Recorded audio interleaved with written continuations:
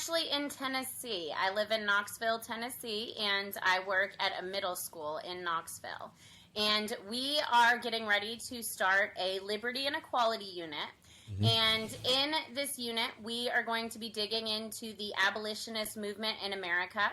And we purposefully try to do this during Black History Month so that our students get the history. But overall, we want them to focus not just on the history, but where that history has driven us to come. So our primary authors that we're going to be digging into are going to be Frederick Douglass, Harriet Tubman, Sojourner Truth, Abraham Lincoln, Dr. Martin Luther King Jr. And so my friend Mrs. M, she said that we should try to partner the different texts that we're going to be studying and kind of dig into Black joy and Black success in America so that our young adults will be able to see where all of this history has led us to come in the year 2022. Oh, that's beautiful. Now, where are you located at? I'm located in New York. I currently live in Washington Heights. Okay.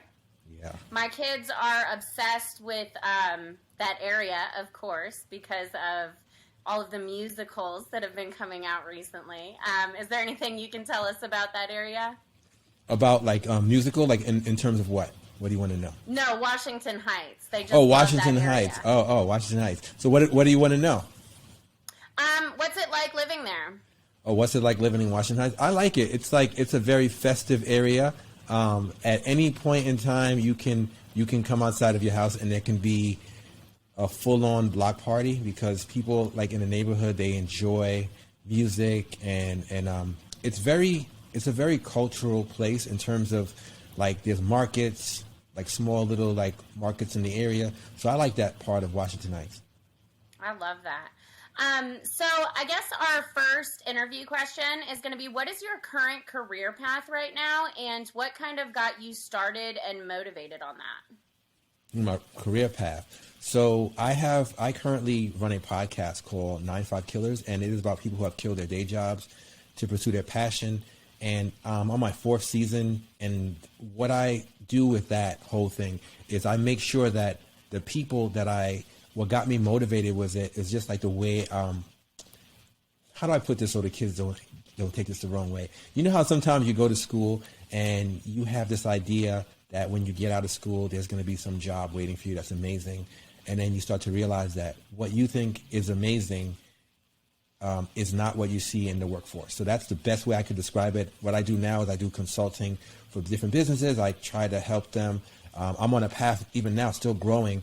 Just started my YouTube channel. And what I'm hoping to do with that is to let people know, like with the skills that I've learned from working all of these jobs, it hasn't been a waste because I can teach other people how to become more independent and not have to rely on one source of income. So that's my major goal. That is epic. That actually ties in perfectly with our next question. As a child, what were you hoping to become? As a child. See, as a child, it was different because when you're a child, whatever you want to be is usually just making your parents proud. Like that's pretty much what it was. I always wanted them to be proud of me, but it wasn't until I gave up that fantasy or that illusion of making my parents proud. Like my parents will be proud of me as long as I'm doing what makes me happy. But I thought that I had to do the traditional things, like if I didn't want to be a doctor or a lawyer or things of that nature that maybe might be looked upon as something prestigious when I was growing up, I thought that I was letting them down. But once I got to understand that I had to be myself and do what I felt that I wanted to do with my life, that's when I really started to focus on, instead of making other people happy, what makes me happy. And what do you feel was your greatest adversity? What was the hardest thing for you to overcome?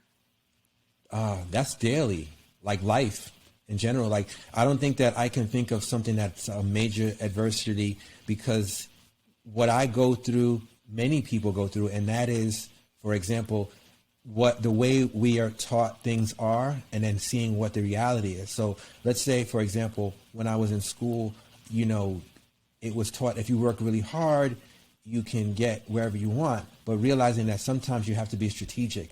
It's not always a straight line. So that's what my biggest adversity is, realizing that life is not is not like a straight line. It's different.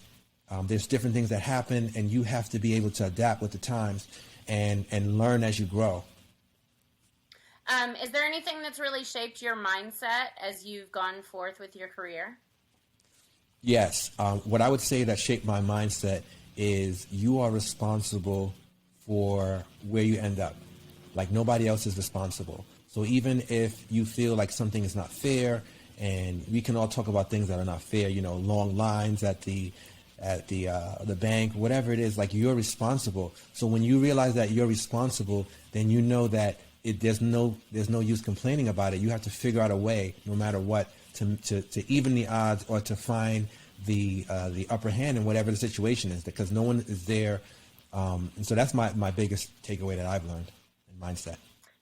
And my kids had asked me to kind of put this one in there. Was there one interview that you were just the most excited about doing, or one that you were really nervous about doing? Well, I would say that I used to turn down interviews. If you would have asked me to do this interview like probably 4 years ago or so, about 5 years ago, I probably would have turned it down because I have this fear of public speaking. And so it wasn't even that I was like, so I turned down probably 2 interviews in my life that I wish I could have done it again. But what I learned is that I just have to be myself. I have to figure out how to get comfortable. So I have to get comfortable because there's things that I wanted to express to the world, but I realized that there's no way for me to express them if I'm running away. And so one of my fears that I've overcome is public speaking. So that was my most hardest thing. So figuring out how to overcome that fear and working on it. And I'm still working on it every day. And that's really funny that you say that, because that is definitely my students' biggest fear. Whenever I say, okay, guys, we're going to be doing a presentation in a couple minutes, they all just clam up. And I mean, my biggest advice is always just give it a try. And we try to do small groups and things like that. Do you have any other advice about helping them with public speaking? Sure. I just did a video on that, actually. It's called Overcoming a Fear of Public Speaking. And actually, it's getting comfortable filming on camera. So it's kind of similar. And one of the things that I was fearful of is that people would laugh when I start to talk. I used to stutter at some point, so being afraid of being at the center point of people's laughter was one of my fears. So just realizing that the people that would laugh at you, oftentimes, they're not trying to put themselves out there. Because once you put yourself out there, you don't laugh at people because you know how hard it is, how difficult it is. The other thing that I would say that really helped me is just getting in front of the camera. Because now, I won't say unfortunately, but what's different between when I was growing up and what some of these kids are growing up and seeing is that video is very much becoming a part of everyday life. Like whether you're doing Snapchat, Instagram. So when you go and have to speak in front of class, just pretend, because you guys were born into that, pretend like you're going to be talking to your friends. So I think about, when I'm doing this interview, I would have had anxiety if I didn't think about, that there's children watching and I want them to be confident in what they're doing and not be afraid. So how can I direct them if I am afraid to talk to them? So that's what I would say. Get comfortable. I love that. And I'm actually going to put a link in the comments so that my kids will be able to watch that as well. It's kind of funny that you said that, because I had a little boy, Elijah, yesterday, and he was like, Ms. J, you got this. You're going to have all the confidence tomorrow, so you teach us to not be afraid. So now you got to get it together, and you're going to do wonderfully. You got to just let everything else go. And how old is he? When you say that, I mean, that really is moving to me. How old is this child?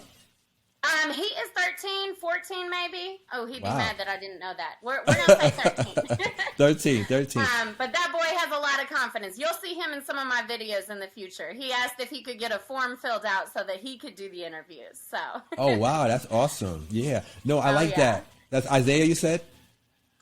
Elijah. Shout out to Elijah. I like that. So I think the important thing, and I think I agree with him, one of the things is, I think the fact that you're upfront, where if you have a fear of camera, I had a fear of it. So I would tell people, and they were like, you have a fear? And I'm like, it just doesn't leave you. I still have a somewhat fear of the camera, which is good, because I don't ever want to be that comfortable so that it doesn't look real anymore. Some people get so comfortable in front of the camera that it looks like they're so comfortable that they get a little cocky, and then it comes across as a little disingenuous. So I like the little bit of fear that I have, just a little bit of fear. I think I want to keep that every time I do an interview. I want to do well on an interview. I want to make sure that I'm reaching people and that, I'm representing myself in a good way.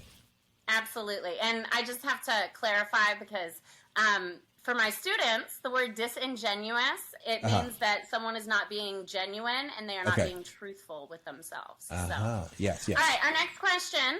Who do you feel was your biggest influence in your youth? And how would that compare to your biggest influence now? If they're the same, why do you think they have stayed consistent throughout time?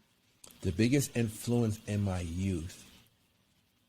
That's a good one. I would say the biggest influence in my youth would probably be my parents, because they were they're the first people that I had to look up to.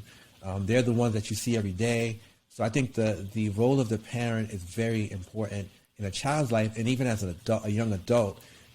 So I would say my parents would be consistent.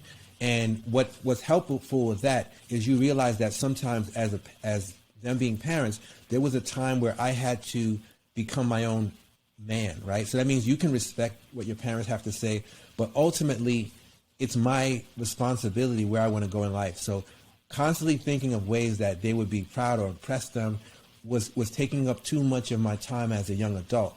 And I had to realize that I had to stand on my own and that my parents would be proud of me once I figured out that what I wanted to do with my life, even if they didn't always agree with it, the fact that it was my life and I have to live it. And I would say that to any person, even if you're a younger person, I would say that you could have a dream and you can't let anybody, because they may not see everything that you see right now. Like what parents might see as a waste of time can be something that you might want to invest time in later on in life. So I would say that if I could mention that, it would be my parents. And the thing that I learned about even having them so long as influences in my life is realizing that just because someone, you're inspired or you look up to someone doesn't mean you have to agree with everything they say and follow it. I really relate to what you just said because I am always telling my kiddos, I'm like, okay, guys, here's our next goal, and I'm going to speak this into fruition, and it's going to happen. And they're just like, oh, she's coming up with all these big ideas again. But being able to teach young adults, teach children that if they don't set their own goals instead of just reaching for other people's, they're not going to get to where they want to be in life. So I love that you put that together.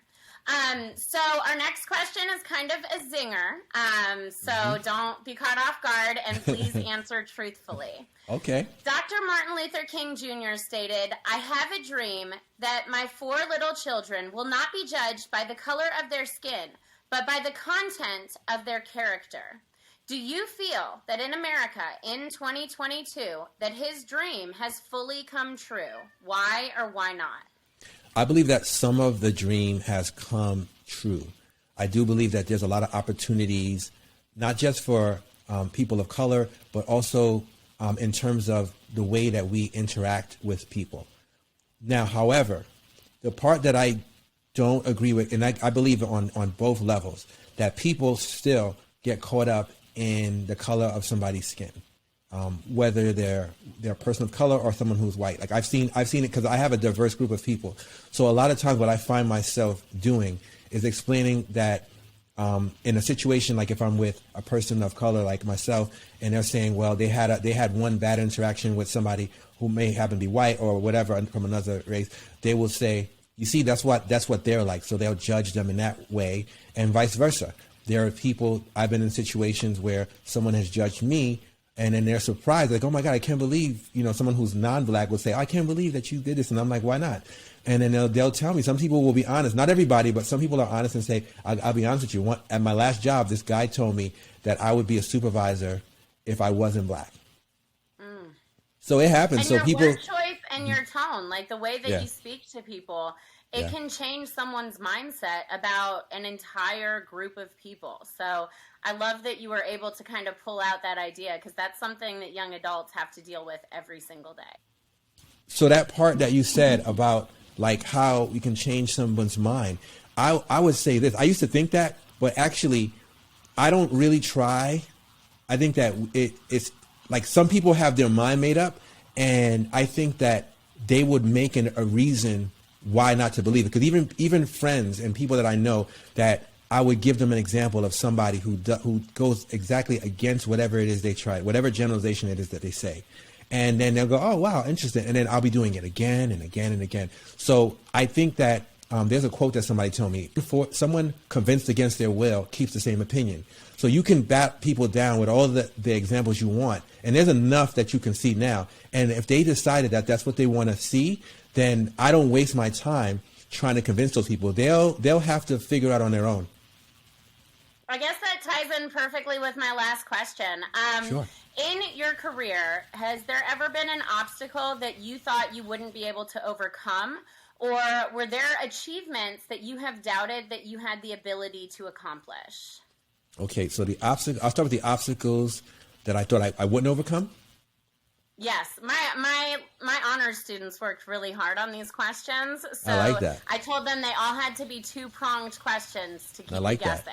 That. So were yeah, there I like that. obstacles in your career that you thought you could not overcome?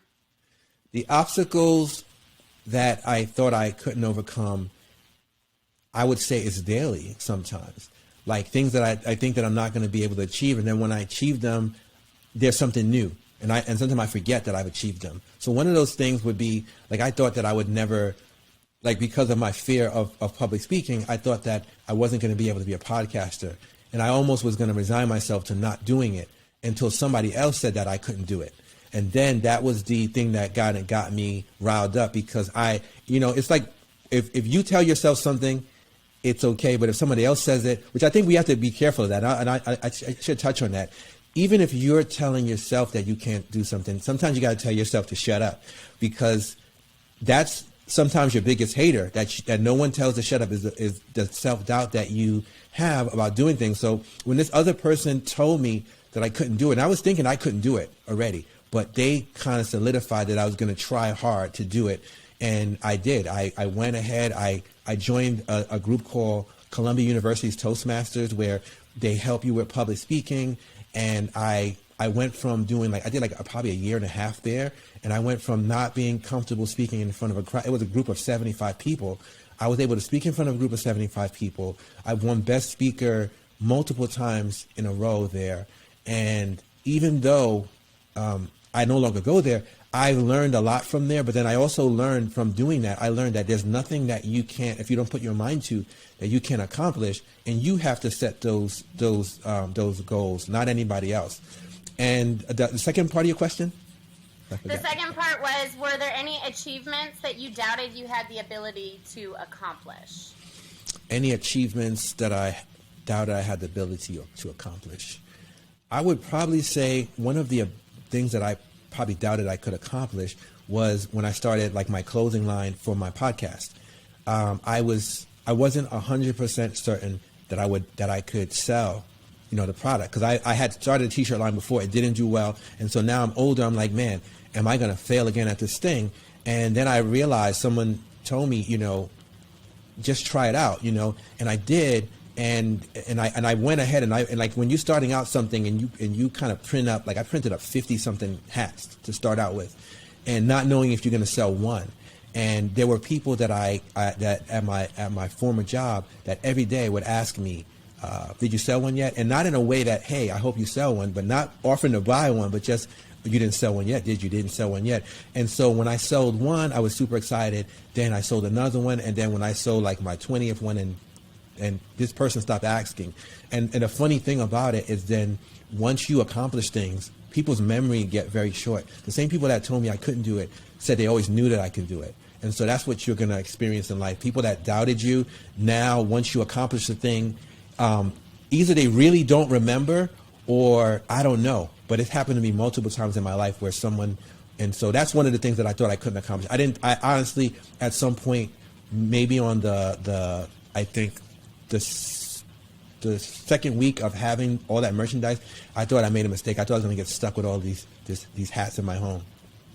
Well, I'm definitely going to buy a hat. I will be representing. Oh, in thank you, Tennessee, thank you. So 100%. I appreciate it's kind that. of warm here, there for us to be wearing beanies, but oh no, I have all kind of stuff. I have mugs. I have everything. I have mugs. I have sweatshirts. I have everything. So awesome. yeah. So if you like tea or coffee, you can do one of those. But thank you. I appreciate that. I love it.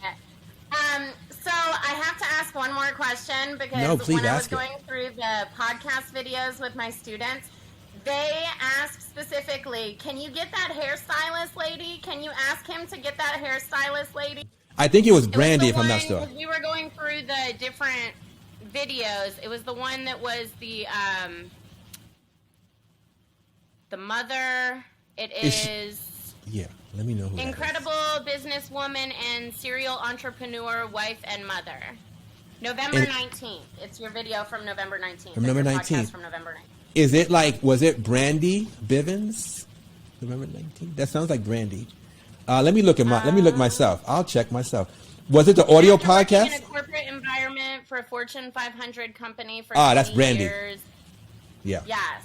They immediately gravitated to her image, and they asked if there was any way you could reach out and see if she was. Yeah, I will. Yeah, you're talking about Brandy Bivens. Yeah, she was a great episode, and what I liked about her is, man, she has a lot. I don't know if you heard her episode, but they should listen. Did they listen to it? Listen to her episode. Yeah, they asked specifically to listen to hers. Yeah, hers is really good because what I liked about her is that she had this dream. She was in corporate America for so long, and anybody who's been, like most entrepreneurs that I meet, they haven't been in the corporate world that long. She was in there for many years, so to walk away from that type of security is very difficult. I could say myself that like the job that I lost my job after the pandemic, but I had been planning on leaving. But even though it was only 7 years, there's a lot of self-doubt that goes into your mind as to whether or not you can figure this thing out. And it's a journey that I'm enjoying, and I'm glad to be here. I apologize about that. So I guess I do have one last question. What was your career path before you got into doing this podcast? My career path? Well, to be honest with you, I didn't necessarily have a career path at some point. What happened was I was doing entrepreneurship for a while. I was working on different things like shooting music videos and doing photography. And I remember one of my uncles said that you have to get a 9-to-5. What if something happens? So I got this 9-to-5, and I believe at the time, how old was I? I was like 30 something. And he was like, you need to settle down, and you need to focus. And so I decided that I was going to retire that job. So the job that I was working at, I had thought I was going to retire there. And then once I started working there, I said to myself, I wanted more. I thought there would be opportunity. But as I tried to climb up the ladder, a lot of things were not afforded to me, I felt. And I was working really hard. And at some point I said, what are you doing? I said, this is why you don't give up on your dream, because I wanted more. And when you shut your mind on your dream, when you try to coast, everything started to happen to me, and it made that job very difficult to work. And I think that's the shining light for me was I had given up on my dream, and that's why I had to keep pushing forward. So I given up on my dream, and I thought I was going to work this job until whatever, and then I realized that life wouldn't let me give up on my dream. So, I love that. Life wouldn't let you. It wouldn't let me. Well, the universe, or whatever you call it. Yeah. Thank you. I'm happy to be here. Absolutely. If my kiddos have any follow-up questions, can I send them to you? Yes, please do. They can follow me. I'm on Instagram at Glen Graham 5.6, and my podcast one is 9-5 Killers, and that's on I think on Instagram as well. Wonderful. I will make sure that they all sign up. Thank you so much. Thank you so much. If you have any other ideas or anything to send to us, we're going to keep going on this channel. Our kids are going to be adding different videos as well. So thank you again for the interview. Have a wonderful night. Okay, I'm going to stop the recording, but I got to talk to you for a minute if you got a minute. Okay.